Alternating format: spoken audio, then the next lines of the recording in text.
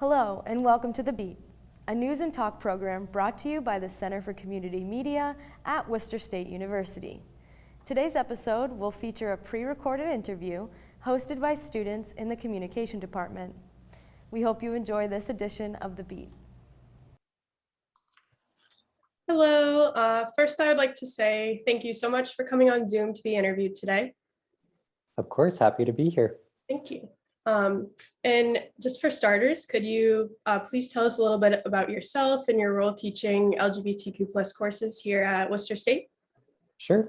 Thanks so much for taking the time to talk with me today, Ali. It's funny to see each other without masks on. I'm so used to seeing you in another context on campus.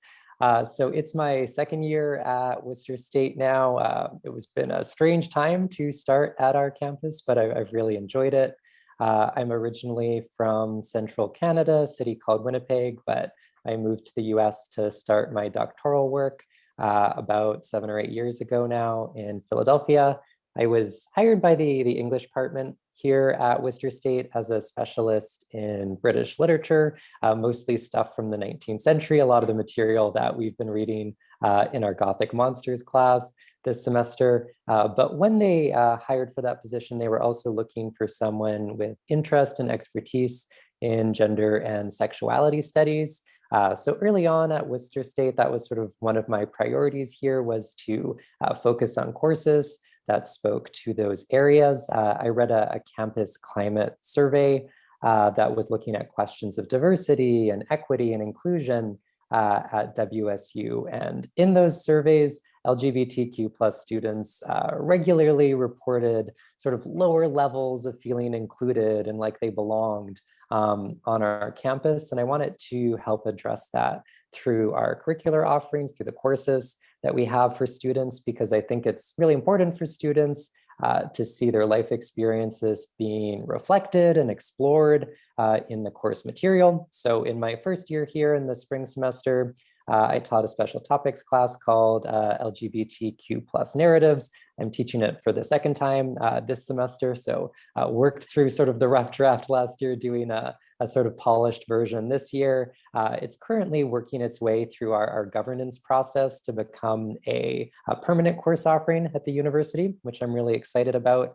It's likely also going to be cross-listed as a women's gender and sexuality studies course. So it'll account for folks in that concentration as well, which is great. It's been really well received by students. I felt really well supported by my colleagues as well with the course, and it's been a really great pleasure teaching it. Awesome. Yeah, I definitely agree. It's really important to have that kind of material on campus. So thank you for offering it. Of course. And could you tell us a little more about your former studies surrounding queer theory?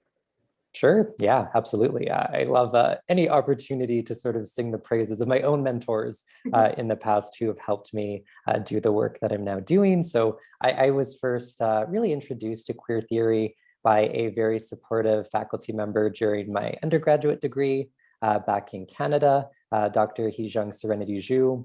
Queer theory wasn't a subject that was regularly offered at my university, so she did an independent study with me on the subject and sort of went out of her way to connect me to the material that I was interested in.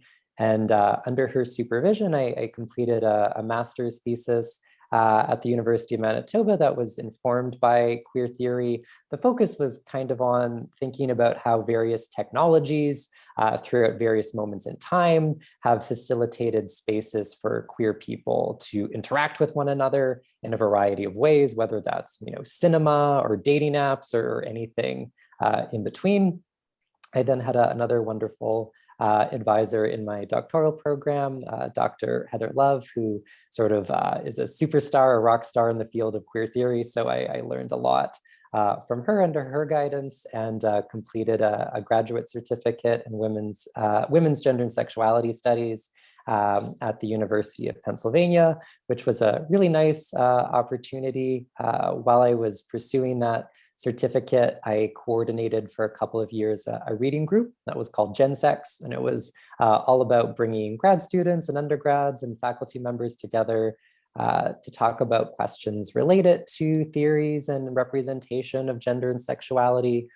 We would invite speakers in, we would host events Sort of an interesting tidbit from that group is one of our guest speakers one year was Teresa de Loretas, who actually coined the term queer theory. So we got to meet the person who first put those two words together and have a conversation with her.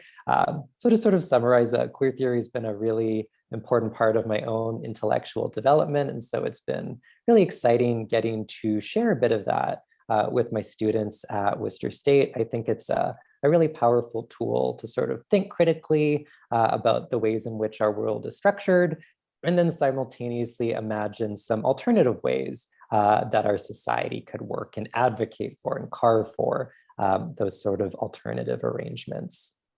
Yeah, that's really cool. I love that. What is Worcester State's LGBTQ plus Alliance Group? Yeah, great question. And I think it's so wonderful for students to learn about the different types of groups that exist on campus. The LGBTQ plus Alliance Group is a student group here on campus that is designed to help LGBTQ plus students find community, host events, support each other. As I was saying earlier, I think, curricular offerings are really important for LGBTQ plus students, but so is the social aspect. University is not just about the courses you take and the things that you learn and the books that you read, but it's the people you get to know and the activities that you get to spend time doing are sort of equally important. I know the group recently hosted a night of drag performances on campus, which I heard was a lot of fun. I saw the posters all over campus. Unfortunately, I couldn't attend, but I think it's an important element to this idea that we want a sort of holistic sense of LGBTQ plus belonging on our campus. So we need courses, but we also need student groups. We also need social activities. And the LGBTQ plus Alliance Group is doing a great job fulfilling that component for students as well. Definitely, yeah, it's a super important group. And it sounds like it does a lot for students on campus too, definitely. Absolutely. Yeah. I know you kind of talked about it a little bit already, but is there anything else you'd like to describe about your course, LGBTQ plus narratives? Sure. Yeah, I can talk about this course all day. So sort of the idea behind the class is that narratives, so meaning storytelling and in many different forms, it's a really powerful tool for LGBTQ plus folks to achieve a variety of aims, create life-sustaining community with one another, help them establish their identity as artists, as activists, combat social discrimination and stigma that unfortunately LGBTQ plus people are often faced with. Throughout the class, one of our sort of fundamental questions is, what is an LGBTQ plus narrative? Is it determined by the content of a particular text, the types of stories that it tells, or is it determined by the identity of the person who wrote it? Can something only be an LGBTQ plus text if it's written by a queer person or a trans or gender nonconforming person? Or is it not about content, not about the author, but more so about the way that it's written? Is there certain sort of formal conventions that define the way that LGBTQ plus stories tend to get told? Or is it something else entirely? So those are some of the questions we tend to talk about in the course. Along the way, we're thinking about a variety of important sort of socio-historical and political contexts that matter for thinking about this kind of material, things like the HIV/AIDS epidemic in the 1980s and the 1990s. We also spend a great deal of time sort of talking about contemporary debates about how often Western conceptions of gender and sexuality, so the language that we're used to in America, for instance, tends to be imposed on other cultures and countries. So how do we make space for the language and the understanding and the identities of LGBTQ plus folks who would not call themselves LGBTQ plus folks, that have other ways of understanding who they are and their relationship to other people. Another really key part of the class is taking gender identity and sexual orientation and putting those really important components of selfhood into conversation with other facets of identity as well. So one of the first pieces we read in the class The Combahee River Collective's A Black Feminist Statement is talking about the concept of interlocking oppressions and how race and class and gender and sexuality and all of those things need to be considered simultaneously. We talk about disability in the class as well. So even though it's focused on LGBTQ plus issues, it's in a sort of expansive way. We're not just thinking about sexuality and gender. The students in the class get to do a range of different forms of writing, some more creative stuff, some more sort of personal reflective stuff, some more analytical and critical kind of material. And the 2 times that I've taught it, we've tried to incorporate some sort of public facing component. So the students don't feel like, they're just writing this for class and I'm the only person who's going to read it, but that it has importance to some broader audiences as well. And the last thing I'd love to say about the course is I feel like underneath all this sort of academic stuff, which of course is super, super important, I think that there's sort of a simple desire for me and for many of the students who have taken this class, that it's also about helping to build community amongst the members of the course. The first time I taught it was on Zoom, and even though I wanted that community aspect to be really central, it was difficult at first, and then I was sort of pleasantly surprised that students actually made a lot of friendships with each other, even with the Zoom format. There was a really nice example of one student wore a band t-shirt of a band they really loved, and another student sent them a direct message and said, "I love that band." And then they struck up a conversation. They ended up collaborating together on this amazing, beautiful video project for their final for the class. They've been friends ever since. They went to visit some queer art exhibits in Boston and sent me a picture of them at the exhibit and how much fun they were having. So it was nice to see, even in Zoom, I think this material lends itself kind of well to bringing students together. That piece has been, I think, a little easier with the in-person iteration of the class this current semester, sort of cultivating those connections between students. And again, this isn't a class where you have to be self-identified with the LGBTQ plus community to be in the course or to enjoy the class. It's all about building connections between students who do identify with that community and allies of the community as well. So that's one of the many reasons that it's one of my favorite classes to teach. Absolutely. And that sense of community is really, really important, especially with COVID. So that must be really nice to have that as a student too. I hope so. So you kind of described the material, but do you have a favorite section of the course that you like to teach, or something that really interests you every time you teach it? Yeah, sure. So pretty much, the material that we're looking at, it's a little more contemporary oriented. So we're looking at both creative and activist work by LGBTQ plus artists and scholars from the last 50 years or so, a lot of it from the 21st century. And it's a range of films and music videos and poetry, novels, life writing, essays. So I think a nice mix of different kinds of texts. The way I've taught the class in the past is divvying it up into 4 different units. One has been focused on memoir, sort of people telling their experiences from a firsthand point of view, and thinking about how memoir can both allow us to see our own experiences reflected in somebody else's life, which can be really powerful. It can also connect us to experiences that are wildly different than our own, and that's really powerful. As well. We do a unit on illness and disability as well, thinking about sort of the long history of connections between LGBTQ plus folks and conceptions of being, for instance, being gay or homosexual being a mental disorder, according to the DSM, the Diagnostic Manual for Psychological Disorders, the HIV/AIDS epidemic, sort of this long problematic history of these identities being thought of in medicalized terms, and then to more sort of empowering accounts of people who are both disabled and queer or disabled and trans, and who talk about sort of the powerful overlap of those experiences for them.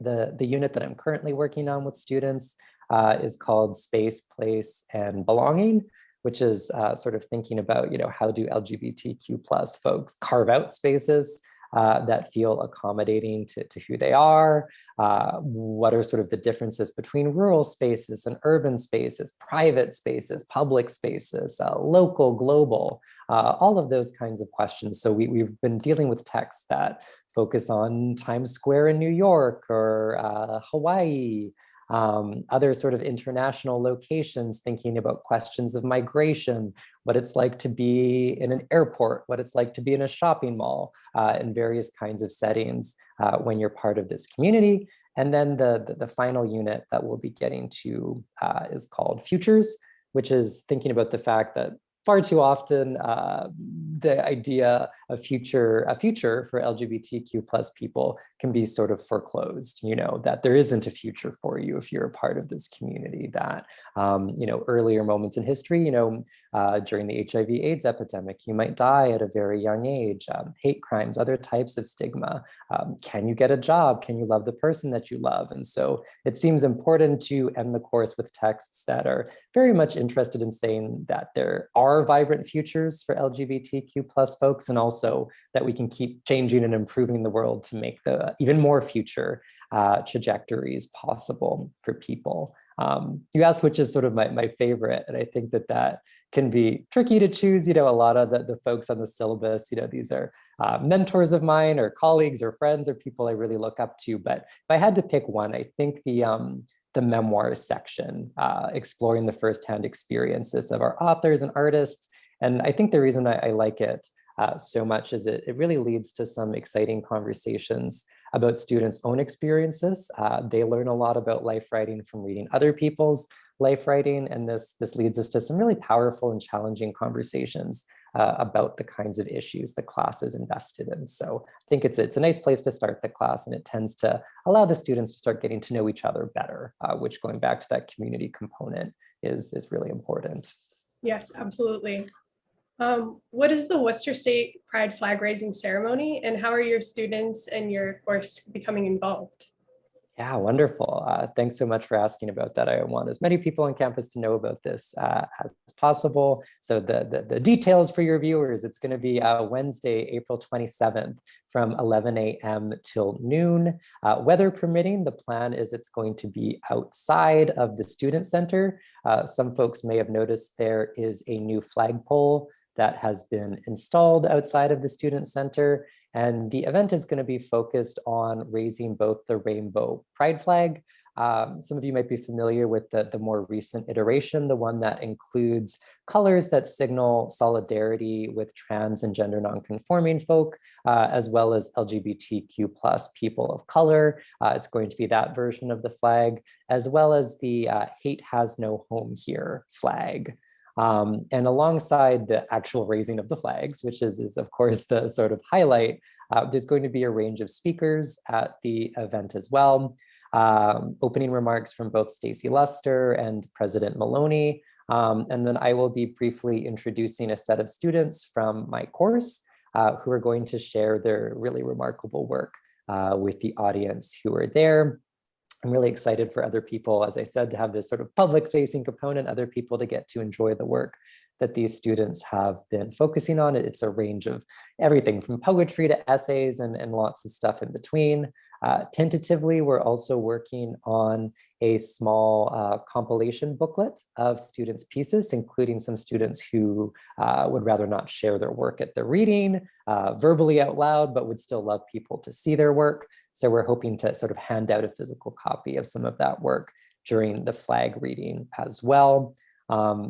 I also wanted to note that the plan with the flag is to keep the LGBTQ plus rainbow flag up 365 days of the year, which is really exciting. I think it sort of signals to the campus community and all of our LGBTQ plus students and staff and faculty that this isn't sort of just a symbolic gesture. It's not the company selling a rainbow t-shirt for June and Pride Month to get a bit more money and profits. It's sort of a durable commitment that the university is making towards supporting their LGBTQ plus members. So we're really excited about that. I think it's going to be a really nice way to celebrate the semester as it draws to a close.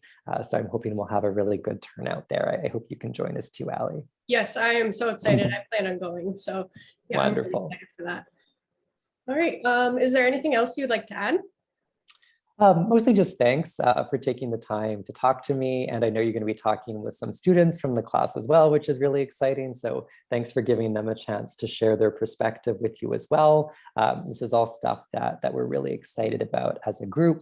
As an ending note, I guess I would just want to both applaud all the steps that the university is taking to better support our LGBTQ plus students. And at the same time, as with any situation, keep advocating for the idea that there's even more we can be doing and more that we are planning to do to continue that kind of work. The LGBTQ plus advisory group on campus has been exploring options for potential scholarships for LGBTQ plus students, ways to get more faculty and staff roles and positions on campus that are dedicated to enhancing the college experience for our LGBTQ plus students, and lots of other initiatives. So this is work I think we've made some tremendous strides in, but there's always more that we can do. And I think that the flag raising will be an opportunity for us to celebrate the changes we have made towards a more inclusive campus, and then keep that conversation going about the other work that still remains to be done around the corner. But thanks again, Ali. I really appreciate you reaching out, asking these questions and sharing this with your listeners. Yeah, no problem. Thank you for coming. My pleasure. Hi, guys. So I'm here with two students from Professor McGuire's LGBTQ plus narratives course. Thank you guys so much for coming here today. If you just want to start out by just saying your name and talking a little bit about yourself. Yeah, so I'm Jonan Marie Wood, and I'm an English major with a philosophy minor, and this is one of my last 2 semesters at Worcester State. Nice, thank you for coming. Yeah, thanks for having me. My name is Kat Kraszewski. I'm also an English major with a minor in gender studies. I've been at Worcester State for about 3-4 years, kind of in the middle, and super interested to see where this goes. Yeah, thank you for coming. Can you describe your forum and what influenced you to write about your topic?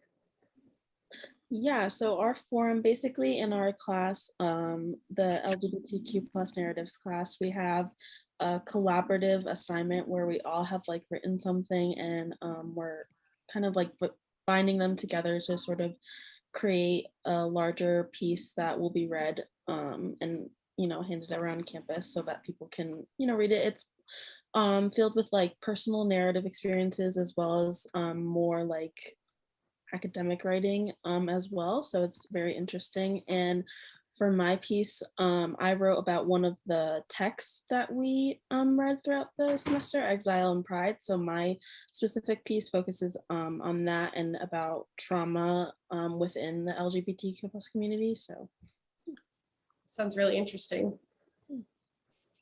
Yeah, and I did my piece. My forum piece was more of a personal narrative on womanhood and kind of my idea of womanhood and how it differs from kind of society's norms. In the beginning of our semester for our course, we talked a lot about memoirs, and those kind of really influenced me because they're personal pieces of people's lives, and in a sense I wanted to share kind of some of my feelings towards things because that really helps people through their journey of expressing themselves. And I thought that I feel like I have a unique sense of my own womanhood, and I just hope that if other people feel my way that they can connect to it through my work. Definitely. I'm sure people will love to read that and look at it during the ceremony too. Mm-hmm. What text from this course has resonated the most with you guys? For me, I would say probably Redefining Realness. I think that was something we read a little bit earlier in the semester, and I just like it because it's a full book, and I really enjoyed that aspect because I feel like you can definitely feel it and get really involved with the character, and it's it has different parts, but they all work really well together, and it gives a very specific journey, but in a way that I think can resonate with anyone, not just people like members of the LGBTQ plus community, but anyone who picks it up, I think could really resonate with it, because it's a lot of journey about like, it's basically just about like her journey of, you know, self-discovery and self-acceptance, and the way that she was able to find herself in the world. And I think that that can be helpful for so many people. I agree. Yeah, definitely. Yeah, we read, of course, Redefining Realness by Janet Mock was amazing. And we had one titled Fun Home by Alison Bechdel, which was also another memoir that resonated with me. It's kind of more of a graphic memoir, which is really interesting, which was, again, about like a girl's life and her journey discovering her queerness, and how like her father was also queer, but in a straight marriage, and how she like grew up in a like a funeral home. So like kind of her struggle with death, because she was so like not, she was just so unbothered by it at that point, which was super interesting. It definitely hit some points where like she got to college and was starting to like really get into her sexuality, and I was like, I feel like that's something that a lot of people can connect with. And then we just read not too long ago a really short piece by Casey Plett titled "A Safe Girl to Love," which was really amazing. Kind of talking about like steps into just becoming, I think it's was a piece about becoming a woman, in a way of like shopping in the women's section when you're still outwardly looking like a man. And I kind of connected to it in the way that I outwardly look like a woman. I used to, I mean, have longer hair, so I looked more like a woman from afar. But so I always struggled with shopping in the men's section. So I kind of connected to that piece in that way for a while. So it was really interesting. A lot of our pieces I can connect to in some way. Yeah, wow, they sound really, really interesting. And thank you guys for giving us some insight on what this course is about and what kind of material you talked about. So I appreciate you guys, and thanks for meeting me today. Thanks for having us. Yeah, it was so much fun. Thank you. Thank you for watching this segment of The Beat. Please remember to like us on Facebook and follow us on Twitter and Instagram. We'll see you next time.